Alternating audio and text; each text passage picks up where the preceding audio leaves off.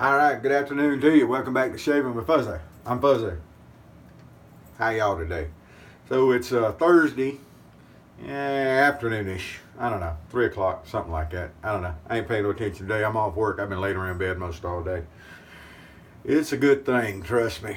So anyway, someone had asked, what happened to Williams Wednesdays? And I got to thinking, I probably hadn't been posting a whole lot of videos, have I? And I haven't been posting a lot over at Toast. Work will do that to you, but I think we done finally got all that stuff straightened out. Whoa, what was up with that hair? Anyway, and so maybe we'll get back to some more Williams Wednesday, but for today it's going to be Williams Thursday. I didn't shave yesterday. I was off work, had a doctor's appointment, yada yada, whatever. So, yeah. Anywho, I did shave yesterday. I didn't do a video. So anywho, today's going to be Modern Williams, and we're just going to do kind of back to basics. I've got the old Omega boar brush, and I handle the B400 by Tom, and I've got my favorite little 1912 with a Bakelite handle and the head, nothing fancy there. And we're going to finish up with the veg. Yes, back to basics. So, that's going to be this afternoon shave. We're going to try some blades. Now, I don't have very much hope for these blades. These are made in Vietnam. And usually when I get the made in Vietnam blades from the grocery store, these are labeled Best Choice. And there's some other brand, but they're just a store brand. Usually you get them and they won't scrape paint. You couldn't cut wet butter with them. Wet butter. Couldn't cut hot butter with them. I think that's what we want to, couldn't cut wet bread. Maybe that's the one I was looking for. Anyway, so I don't hold out a lot of hopes. They're labeled as being for shaving, and they just generic, cheap. They don't have the numbers on them or anything. They don't really say anything on the spine, and generally speaking, they don't do anything. So I'm expecting that to be the same way as this. I'm just hoping maybe one day to find a little store brand from around here that I can get. Now, the truth of the matter is, I don't really remember where these came from. I can't remember. Maybe they came from the drug emporium there in Lafayette, but I can't remember. But I found them laying around on the table, and I've been meaning to try them. And so anyway, they've got the little generic blade magazine, bank, whatever you want to call it. It's got the spot on the bottom where you put the used blades, and that's all real nice. That's good stuff. But we're gonna see. I've got another blade up here ready to go. If it don't work, it don't take long to swap a blade in a good old 1912. We're going to do our regular prep here and get a face wipe down. Like I mentioned, I had a doctor's appointment yesterday. That was a lot of fun. And the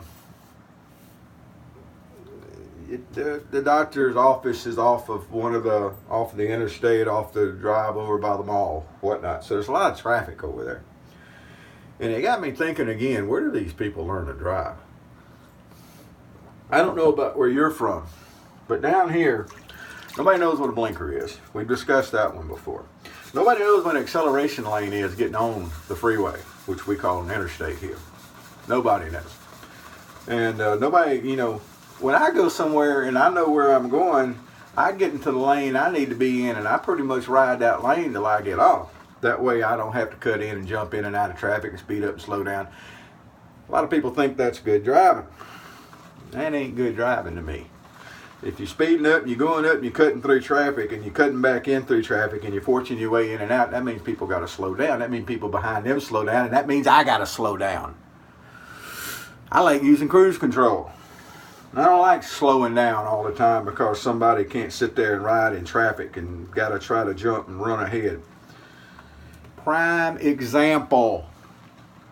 Every day when I come home from work, sometimes when I go to work, but every day when I come home from work, I cut across, because if I come all the way up to where I would actually come across to come into the apartment here, the traffic is just horrendous. So I come in kind of a back way. And it's a 2-lane turn lane that goes up, and then, there's another light right up the road, and you can make a right and go. So at that point, you've got the 2 lanes through, and you got the 1 turn lane on the right. So, I ride the right-hand lane because when I get home, I got to be in the right-hand lane to turn. So you always have these people that instead of sitting in the right-hand lane waiting on the turn light,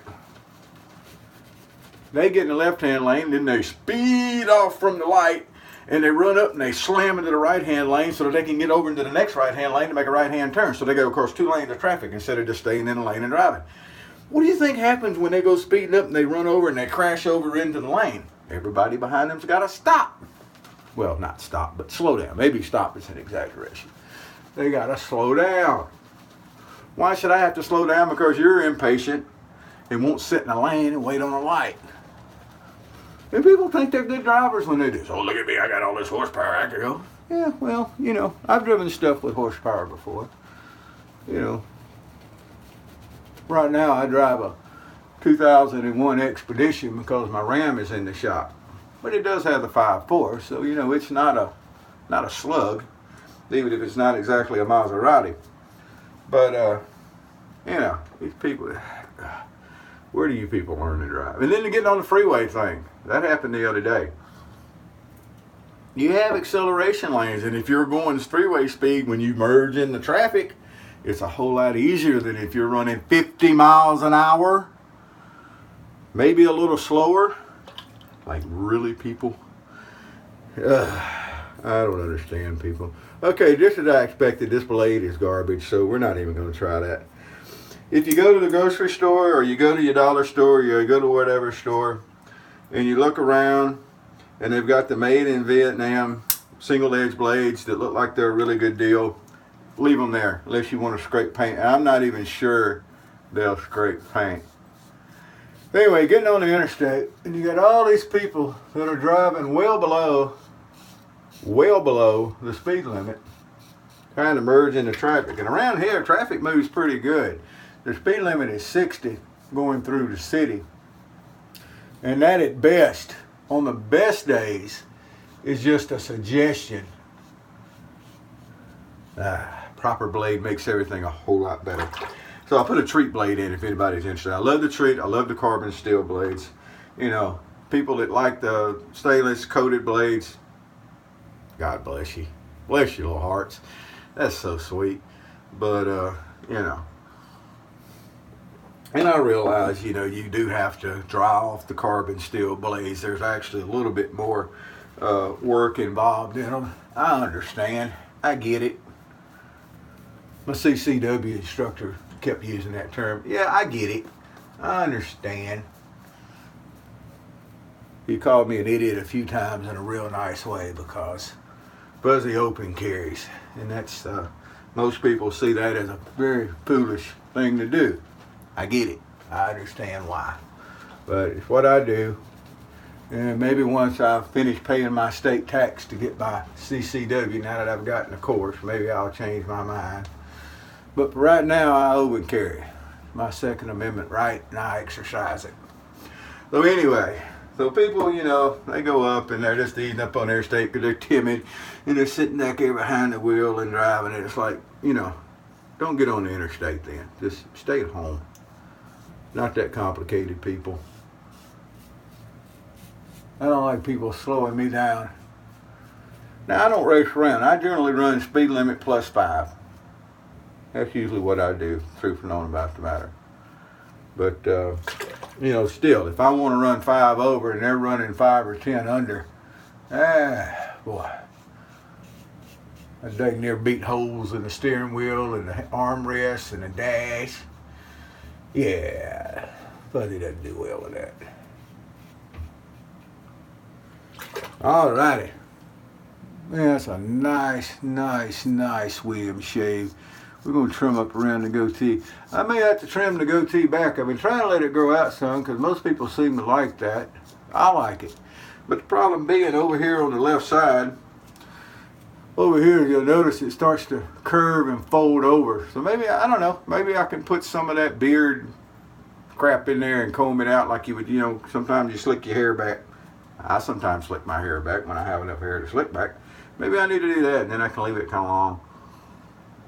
Nobody at work's complained yet. So, we'll see. Alrighty, let's get this cleaned up and get a little witch hazel on. See what we got.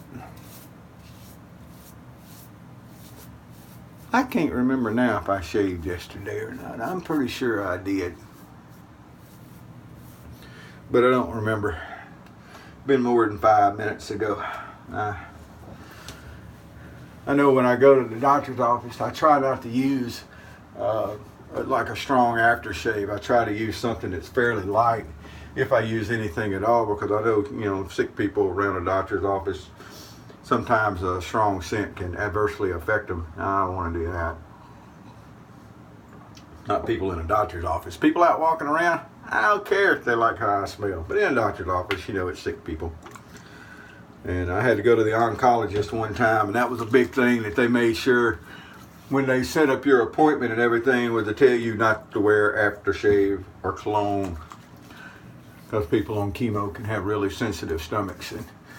And I did play along. I did not wear any aftershave that day. So that kind of stuff I worry about. As far as everybody else, you don't like how I smell, go somewhere else. Pretty much how it is. Alrighty, well, we're going to finish this touch-up pass. Now, I know you can't reach through the phone here that I use to do these videos and film, but that is one fine, high dollar shave right there. Damn fine shave. Matter of fact, that's what I usually shoot for. I don't worry about BBS, because BBS is basically a myth. I can get it. Hour and a half, 2 hours later, I'm back with the sandpaper. I kind of like the sandpaper feel anyway. So, there. Stick that in your pipe and smoke it. So there we go.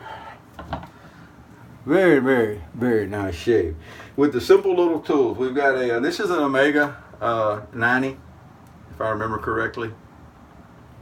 Bore brush, big bore brush, and a handle that was made by Tom. And he machined it. And then he took the knot out of the Omega bore and put it in. I actually have two brushes that have been handmade that have this knot in them. Giara made one. He made the wood handle, and then he just took the whole top out of the 90 and screwed it back in to the handle. So I've got two of these really nice brushes, and I love them. The Omega, if you get a chance and you need a good bore brush, look at the Omegas. They're really nice. If you want something a little smaller, Smog is a good brush, in my opinion. I've got some of those too. So anyway, that's what was happening today. Going to splash on a little bit of the veg, and I haven't decided if I'm going to go do anything this afternoon or not. Seems like anytime I go get out of the apartment and go do something, I end up spending money.